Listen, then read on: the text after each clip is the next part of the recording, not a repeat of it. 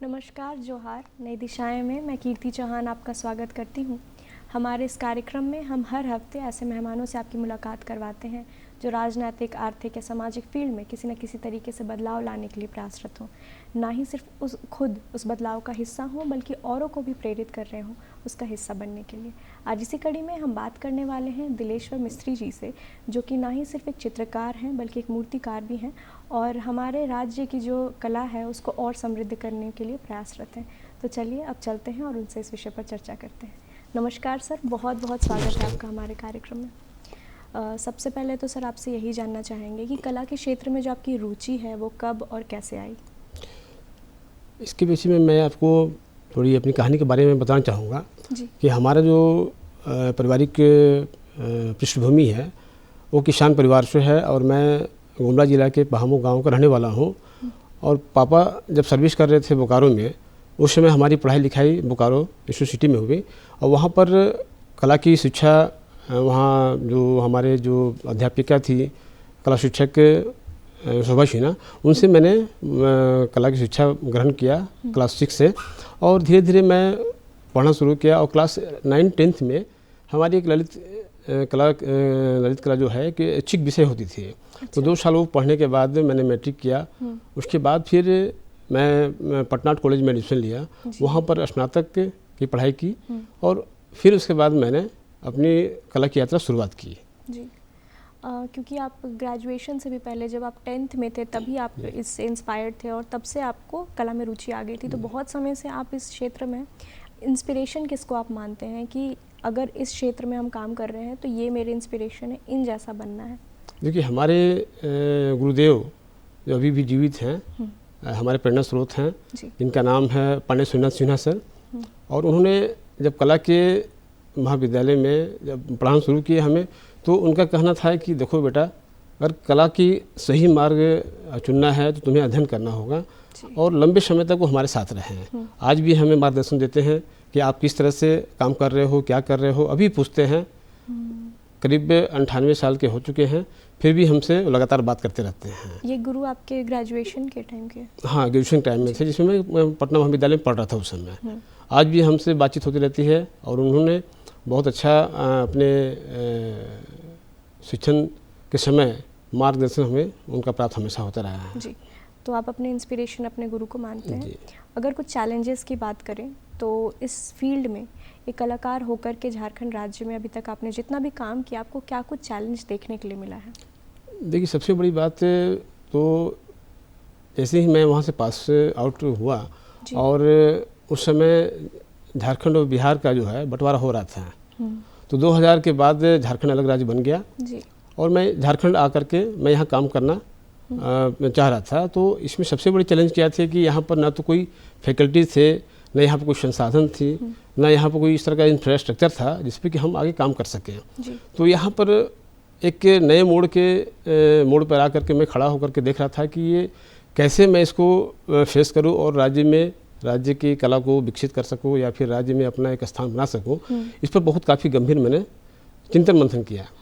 और उसमें क्या था कि जब मूर्ति कला या फिर पेंटिंग के क्षेत्र में मैं काम करना चाह रहा था तो यहाँ पर उस तरह कोई सामान उपलब्ध नहीं होते थे। तो मुझे कलकत्ता से जाकर लाना पड़ता था या फिर दूसरे शहरों से ला करके मैं यहाँ काम करता था। और धीरे धीरे एक प्लेटफॉर्म बना झारखंड अलग होने के बाद, जिसमें हमारे कुछ मित्र लोग भी शामिल हैं जो उन्होंने सहयोग दिया और काफ़ी अच्छे आज जो हम कहें कि हमारी जो पहचान है वो काफ़ी हद तक राज्य में स्थापित हो चुकी है। करीब 2 दशकों से एक मूर्तिकार और एक चित्रकार के तौर पर जब आप काम कर रहे हैं तो क्या कुछ अवार्ड्स और अचीवमेंट आपको अभी तक देखने के लिए मिला है? ये हमारे साथ जैसे कि राज्य की योजनाओं के साथ मैंने जुड़ के काम किया, उसमें 2-3 चीज़ें मैं कहना चाहूँगा कि जब झारखंड की फिल्म पॉलिसी बन रही थी 2015 में जी। और फिल्म पॉलिसी बनने के बाद यहाँ पर फिल्म का जो शूटिंग शुरू हुआ, उसमें चित्रकारों को भी जरूरत पड़ती थी, मूर्तिकारों का भी जरूरत पड़ता था, क्योंकि उनके फिल्म के पीछे जो स्टेज जो डिजाइन होते थे वो हम ही चित्रकार या मूर्तिकार बनाते थे। तो उस दरमियान जो फिल्म की शूटिंग होती थी उसमें 7 फिल्मों में काम कर चुका हूँ। और पहली फिल्म जो हमारी पंजाबी फिल्म थी रुपेंद्र गांधी करके, अच्छा, और उस फिल्म में हमें फर्स्ट आर्ट डायरेक्शन का अवार्ड मिला था जी। तो ये हमारे सुखद और मैं कहूँगा कि कला के क्षेत्र में एक बढ़िया संवाद है कि हम अपने कला के लिए या फिर कहे कि वो कला के समर्पित ही वो अवार्ड था जो एक पहचान मिली कि हम अपने कार्य में और फिल्मों के साथ जुड़ने का मौका मिला हमें जी। और किसी ऐसे बड़े इंसान से कोई अप्रिसिएशन मिला हो जब आपको लगा हो कि बिल्कुल सही काम डायरेक्शन में काम मेरा हो रहा है? ये जब यहाँ पर स्वामी विवेकानंद की जी प्रतिमा लग रही थी तो उनके जो मूर्तिकार आए हुए थे राम सुतार सर, तो उनसे मुलाकात करने का बहुत सौभाग्य प्राप्त हुआ हमें और उनसे बातचीत भी हुई कला के संबंध में कि हमें अपने झारखंड में मूर्ति कला या चित्रकला जो भी हो उसके बारे में क्या हमें करनी चाहिए। तो उनका एक ही संदेश था कि आप एक संगठन बनाएं या फिर राज्य सरकारों से जुड़ करके अपनी बातों को रखें ताकि इस क्षेत्र में काम करने की एक संभावना बन सके। जी। जब अचीवमेंट्स की बात करते तो मुझे एक अचीवमेंट जो आपके बारे में पता है वो है कि आपने सोहराई पेंटिंग जो है वो एक प्लेट में हमारी जो प्रेसिडेंट है उनको आपने भेंट की थी, उस विषय में जानना चाहेंगे। देखिए सोहराई पेंटिंग हमारी पारंपरिक आदिवासी कला की एक धरोहर है जी, जो ये 10,000 साल पहले से इसको गुफा में चित्रित की हुई थी। उस चित्र को देख करके आदि मानव काल की जो चित्र है वो समाज के लिए बहुत बड़ा योगदान का विषय है और उस चित्र को देखते हुए हमें आज की जो वर्तमान परिस्थिति है जो हमारे आदिवासी समाज की जो कलाकार हैं उनको उससे प्रेरणा लेना चाहिए और उसकी कामों में लग जाना चाहिए। जब मैंने महामहिम माननीय राष्ट्रपति महोदया को द्रौपदी मुर्मू जी को मैंने भेंट किया तो उनसे एक संवाद स्थापित हुआ कि आप इस क्षेत्र में इस कला को आगे लेके चलें ताकि राज्य की जो कला है वो राष्ट्रीय स्तर से और अंतर्राष्ट्रीय स्तर पर पहचान बन सके। उनका बहुत संवाद या उनका प्रेरणा हमारे आशीर्वाद के लिए काफ़ी था और मैं इस पर काम करने के लिए अभी तत्पर हूँ जी। किसी भी राज्य को अगर कोई चीज़ समृद्ध बनाती है तो वो है वहाँ का कल्चर और वहाँ की कला। आप क्योंकि इस फील्ड में इतने सालों से हैं तो आपसे जानना चाहेंगे कि झारखंड राज्य को समृद्ध बनाने में हमारे यहाँ की चित्रकलाओं का कितना रोल है? क्योंकि चित्रकला की अभी जो मांग बढ़ी है हमारे राज्य की सभी विभिन्न सरकारी आवास या भवनों में आप सर्किट हाउस में आप किसी भी जिला में चले जाएं तो सर्किट हाउस के दीवारों पर आदिवासी चित्रण जो है सोहराई पेंटिंग काफ़ी मात्रा में आपको मिलेगी। हर जिला में राज्य के एक मान सम्मान की बात है और सोहराई कला बल्कि एक जो कलाकार है उसके लिए भी गौरव की बात है कि उस कला से आप जीविकोपार्जन भी ले सकते हैं। इसके लिए बहुत सारी योजनाएं भी बनी हुई हैं सरकार की तरफ से जो समय समय पर सरकार अपने स्तर पर कलाकारों को चयन करती भी है और समृद्धि की ओर ले जाती है। क्योंकि किसी भी राज्य की कला जो है वो समृद्ध तभी माना जाएगा जब उसका जीविकोपार्जन या उसके जीवन के साथ लगाव हो, जुड़ाव हो, तभी उसको आप समृद्ध की ओर मान सकते हैं जी। आगे का आपका एम क्या है? आने वाले समय में आप क्या कुछ अचीव करना चाहते हैं? देखिए हमारा अभी जो एक लक्ष्य है कि जितने भी यहाँ पर जो मूर्ति कला हो चाहे चित्रकला हो उसकी एक बड़े स्तर पर केंद्र स्थापित किए जाएं जिससे कि कलाकारों को रोज़गार मिल सके।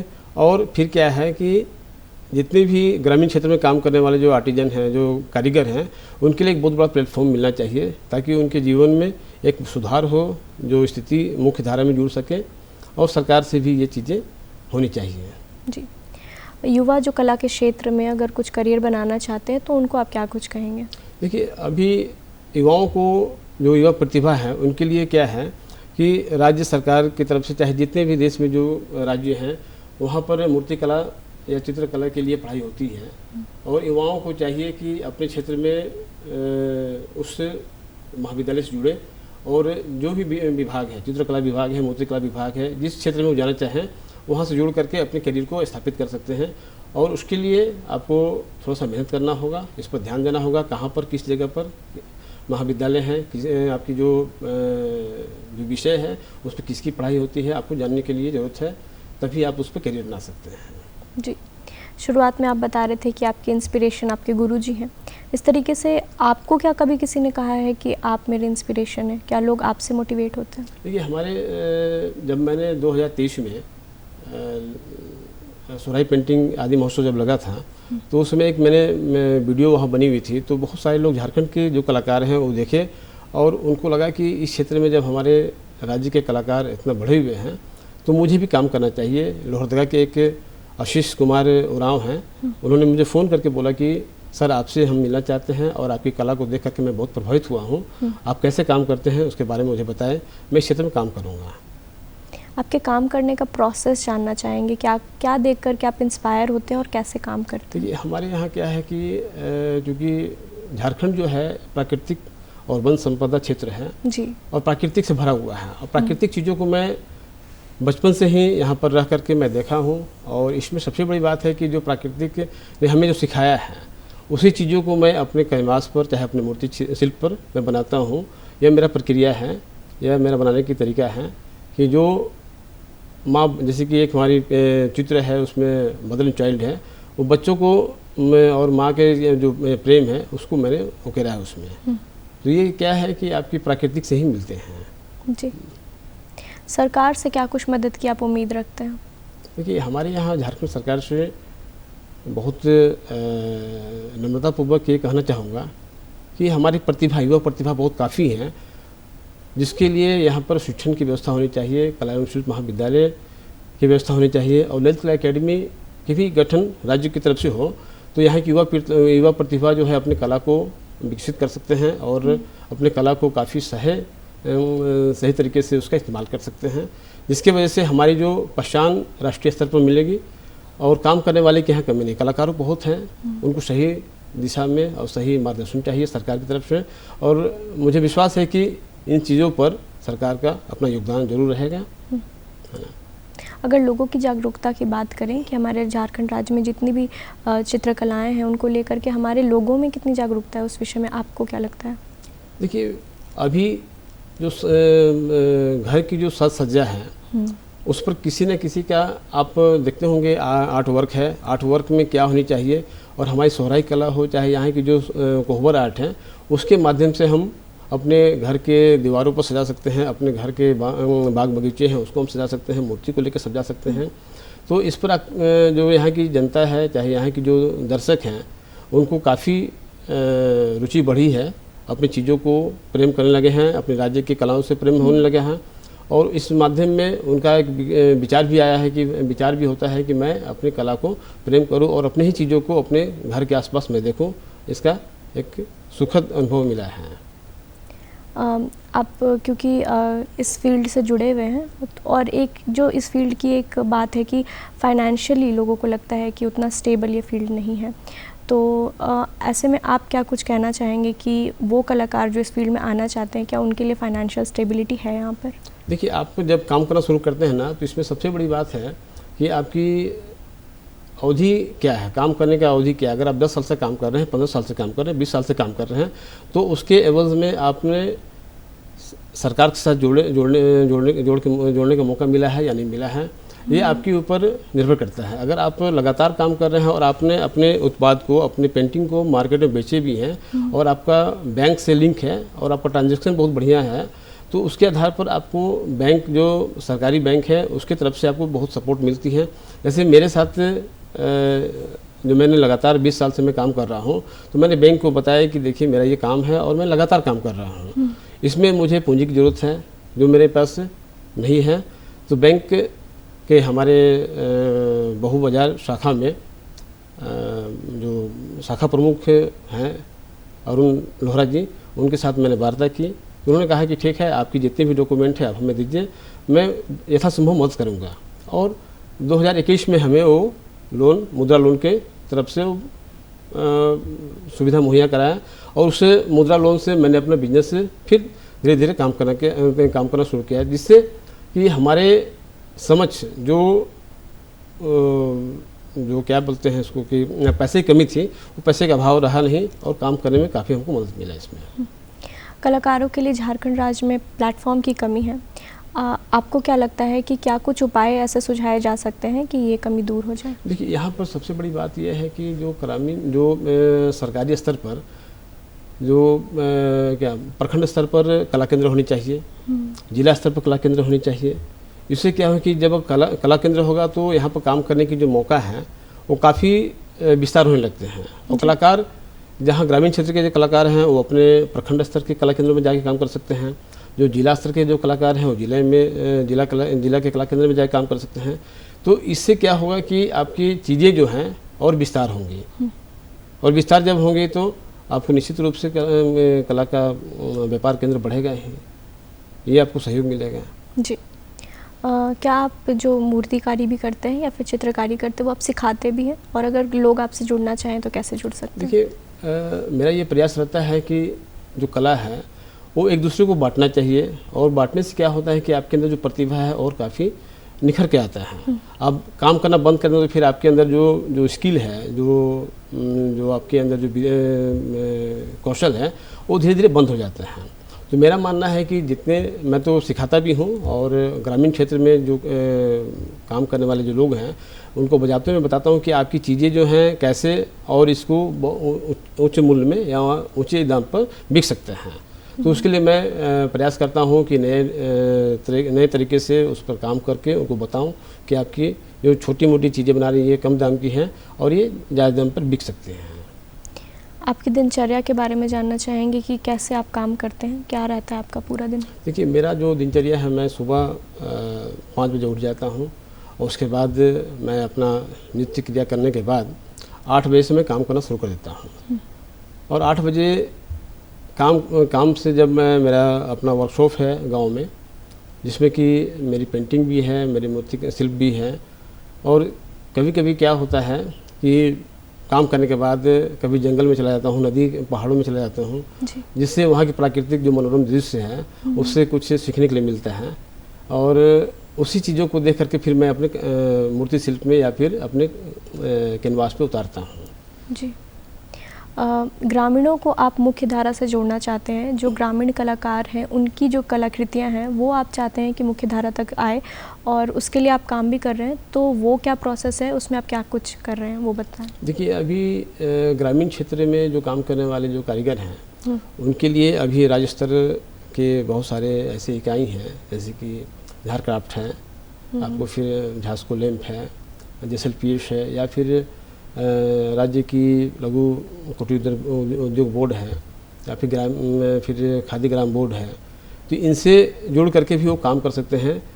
और ग्रामीणों को बहुत सारे होते हैं जिनको कि आपने अभी जैसे झार क्राफ्ट का नाम लिया, तो बहुत लोगों को ये नहीं पता होता है, तो अगर आप इन डिटेल बताना चाहें कि झार क्राफ्ट क्या है, क्या काम करती है। झार क्राफ्ट हमारे राज्य सरकार की एक कारीगरों के लिए उनके बनाए हुए उत्पादों को उनका काम है कि उनकी चीज़ों को लेकर के और उनको बाज़ार भी उपलब्ध कराती हैं।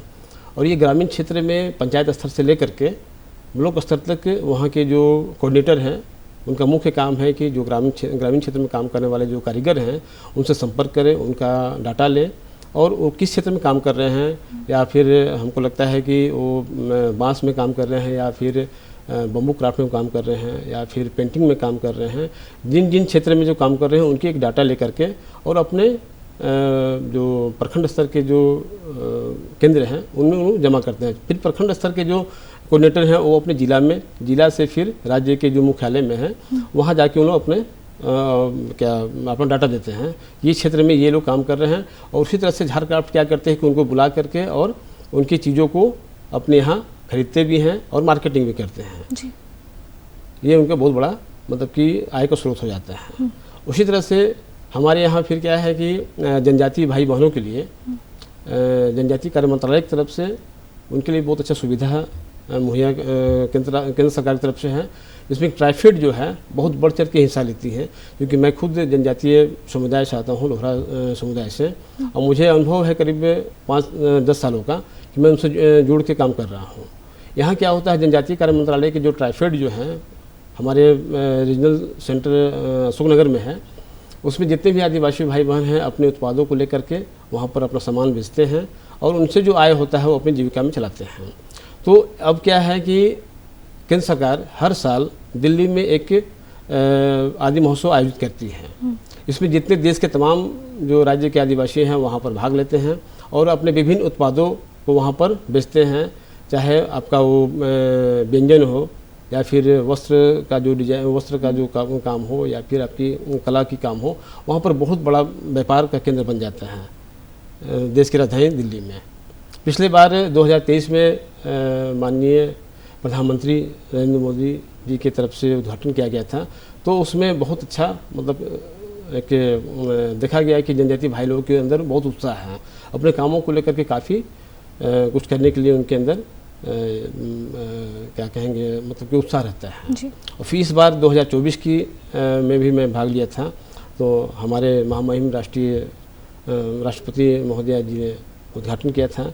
तो देखा कि काफ़ी लोगों के बीच में उत्साहवर्धन होता है जब राष्ट्रीय स्तर पर आपकी आदि महोत्सव को जब हम आयोजित करते हैं। और इससे क्या है कि जो आदिवासी भाई बहनें हैं उनकी जो चीज़ें हैं वो राष्ट्रीय स्तर पर आपकी पहचान बनती हैं और उनको काम करने का मौका मिलता है और सरकार की तरफ से उनको एक आने जाने का, चाहे उनकी सारी चीज़ें व्यवस्था करती हैं। आपको बेचना है और आपको अधिक से अधिक अपनी कला के बारे में विकास करना है, विकसित करना है। जी, आपकी क्या भूमिका है इसमें कि आप कैसे ग्रामीणों को मुख्यधारा तक जोड़ रहे हैं? देखिए, मेरा मानना है कि जो उनकी जो चीज़ें हैं उसको डिज़ाइन पर विशेषकर उनको दाम नहीं मिलता है। अगर उसको डिज़ाइन में थोड़ा सा अगर चेंज कर दें तो उनकी मार्केटिंग वैल्यू बढ़ जाएगी। और मार्केटिंग वैल्यू बढ़ने से क्या है कि आप जो भी आपका जो खरीदार है, जो आपका जो कस्टमर है, आपके सामान पर उनका आकर्षण बढ़ेगा। आकर्षण बढ़ने के बाद क्या है कि आपके दाम उच्च दाम पे मिलेंगे। जो आपका 10 रुपये का चीज़ है वो आपको 100 रुपये में बिकेगी। जी। तो ग्रामीण क्षेत्र में जो काम करने वाले जो जिनके स्किल डेवलप नहीं है उसको स्किल डेवलप करके और काफ़ी उसको आप सपोर्ट कर सकते हैं। हमारा यही मानना है कि हम वैसे ग्रामीण कारीगरों को हम उसको प्लेटफॉर्म दें और अच्छे से अच्छे उनको काम करने का मौका। जी, आप पूरे साल जो है वो गवर्नमेंट के स्कीम्स और प्रोग्राम्स के अंडर काम करते रहते हैं, तो आपसे जानना चाहेंगे कि गवर्नमेंट के कौन कौन से ऐसे प्रोग्राम्स हैं जिसके अंडर आपने काम किया है? देखिए, राज्य स्तर पर जो है हमारे मैंने बताया कि खादी ग्राम उद्योग बोर्ड है, फिर माटी कला बोर्ड भी है, फिर आपका झार क्राफ्ट भी है। ये तमाम तरह की जो छोटी छोटी इकाइयाँ हैं राज्य सरकार की, वो साल में कुछ न कुछ यहाँ के जो लोकल जो कारीगर हैं उनके लिए प्रोग्राम आयोजित करते रहते हैं। और इसमें क्या है कि उनको बहुत बड़ा सपोर्ट मिलता है ये जानने के लिए कि भाई हम अपने क्षेत्र में जो कारीगर हैं उनको कैसे हम बेहतर बना सकते हैं, उनकी जीविका को कैसे हम बेहतर बना सकते हैं, उनके आमदनी कैसे बढ़ा सकते हैं, उनको किसी तरह कोई तकलीफ़ ना हो। और उनके लिए बराबर कुछ ना कुछ ट्रेनिंग का भी काम होता है, ट्रेनिंग प्रोग्राम भी चलता है। उनके वेंडर जो है प्रोग्राम होता है, कैसे उनको हम वेंडर के माध्यम से उनको हम जोड़ सकें अपने राज्य की योजनाओं में और उसको फिर हम इम्प्लीमेंट कर सकें। किसी एक कला में भी माहिर होना बहुत बड़ी बात होती है। ऐसे में आप ना ही सिर्फ चित्रकारी बल्कि मूर्ति बनाने में भी उतने ही माहिर हैं, तो दोनों चीज़ों में आप इतने अच्छे तरीके से काम कैसे कर लेते हैं? देखिए, अब ये तो समय की मांग थी। जब मैं झारखंड आया तो मूर्ति कला को लेकर मैंने बहुत काफ़ी सीरियस था कि मैंने करीब 10-12 साल मूर्ति कला के क्षेत्र में काम किया। जो हमारी पहली प्रतिमा जो है यहाँ पर डोमिसाइल में 3 शहीद हो गए थे, कैलाश कुजूर, विनय तिग्गा, संतोष कुंकल, 2003 में मैंने लगाया था। उसके बाद पीछे मुड़ के मैंने देखा नहीं, क्योंकि लोगों में इतना प्रचार प्रसार हो गया था उस समय कि हमारे यहाँ राज्य में काम करने वाले यहाँ के एक कलाकार हैं जिनको बहुत सपोर्ट किया जाना चाहिए। और फिर उसके बाद मैंने लोहरदगा में भी प्रतिमा स्थापित किया। जो फ्रीडम फाइटर जो थे वहाँ के, शिवशंकर आर्य, बुधन सिंह और छेदीलाल आज़ाद, इन महापुरुषों का जब मैंने मूर्ति बनाया तो लगा कि क्या बात है, लेकिन मेरी कला जो है वहाँ पर समर्पित है। तो ऐसे में हमें लगता है कि कला अब जो है झारखंड की अपनी एक पहचान बन गई है। और इसमें लोगों को पहले जो था कि कला यहाँ पर नहीं थी, वो बात नहीं है। अब बात है कि अब यहाँ पर मूर्ति कला के क्षेत्र में भी काम हो रहे हैं। और चित्रकला में आने के पीछे हमारा एक उद्देश्य था कि ग्रामीण क्षेत्र के जो कारीगर हैं उनको कैसे हम अच्छे प्लेटफॉर्म दे सकें। मैंने जब 2017 की बात है, सूरज कुंड में एक मेला लगा हुआ था, तो उससे मैं गया था। तो वहाँ पर ग्रामीण क्षेत्र के जो कारीगर आए हुए थे तो देखा कि इनकी चीज़ें जो हैं बहुत कम दाम में बिक रही हैं भाई जी। तो उनको मैंने प्रोत्साहन करने के लिए इस क्षेत्र में काम करने का मैं निर्णय लिया। एक चीज़ जो हम देखते हैं कि जैसे कि बहुत सारे कलाकार होते हैं वो जो ऑथेंटिक जैसे झारखंड के जो क्राफ्ट हैं उनसे इंस्पिरेशन लेकर के वो चीज़ बनाते हैं। जैसे मान लीजिए सोहराई है, अगर मान लीजिए वो कलाकार जो हैं वो उसको बनाने के बजाय अगर ऑथेंटिक जो हमारे आदिवासी भाई बहन हैं वही अगर उसको ही प्रमोट किया जाए तो वो क्यों नहीं बेहतर होगा, जबकि आप उनसे इंस्पिरेशन लेकर के उनसे ज़्यादा कमा रहे हैं। तो देखिए यहाँ पर दो बातें हैं। एक तो है कि जो पारंपरिक जो कला है उसका जो क्षेत्र है अलग है, और हमारे यहाँ जो एकेडमिक जो है, जो हम लोग पढ़ करके आते हैं, स्किल डेवलप करके आते हैं, उसकी जो काम करने की जो तौर तरीके हैं वो अलग हैं। तो हमारे ग्रामीण क्षेत्र के जो कारीगर हैं उनके लिए जो परंपरागत कला है उसी पर उनको ट्रेन करके हम उसको आगे बढ़ा सकते हैं। लेकिन जो हमारे क्षेत्र में जो एकेडमिक लोग हैं उनको समझना उनके लिए बस की बात नहीं है, क्योंकि उनको बजाबते जो है पढ़ना पड़ेगा। फिर उनका जो ग्रामर है, जो हमारी महाविद्यालय जो शिक्षण संस्थान की, उनको रूबरू होना पड़ेगा, तब जा कर के वो पढ़ सकते हैं। जी, आज जो हमारे दर्शक देख रहे हैं उनको झारखंड की कला को लेकर के या फिर कलाकारों को ही अगर आप कुछ कहना चाहेंगे तो वो क्या होगा? देखिए, हम तो अपने दर्शक को ये कहना चाहते हैं, जो झारखंड की जो कला है बहुत समृद्ध है और इस क्षेत्र में काफ़ी काम भी हो रहे हैं। मेरा मानना है कि आपके जो परिवेश में झारखंडी कला को अगर आप ज़्यादा विश्वास या ज़्यादा अगर उसको महत्व दे तो हमारी निश्चित रूप से हमारी झारखंड की कला जो है और ज़्यादा समृद्ध होगी, राष्ट्रीय स्तर से लेकर के अंतर्राष्ट्रीय स्तर पर पहचान बनेगी। जी बिल्कुल, बहुत बहुत शुक्रिया हमारे साथ जुड़ने के लिए और इस विषय पर चर्चा करने के लिए। इसी तरीके से हर हफ्ते हम अलग अलग मेहमानों से आपकी मुलाकात करवाते रहते हैं। आज के लिए बस इतना ही। आज का जो कार्यक्रम है वो आप हमारे दूरदर्शन के यूट्यूब चैनल DD झारखंड पर जाकर के देख सकते हैं। इसके अलावा हम टाटा स्काई पर भी हैं, वहाँ पर 11:45 में आप हमें देख सकते हैं। मुझे दीजिए इजाज़त, मैं मिलूँगी आपको नई दिशाएं की अगली कड़ी में। तब तक के लिए जोहार।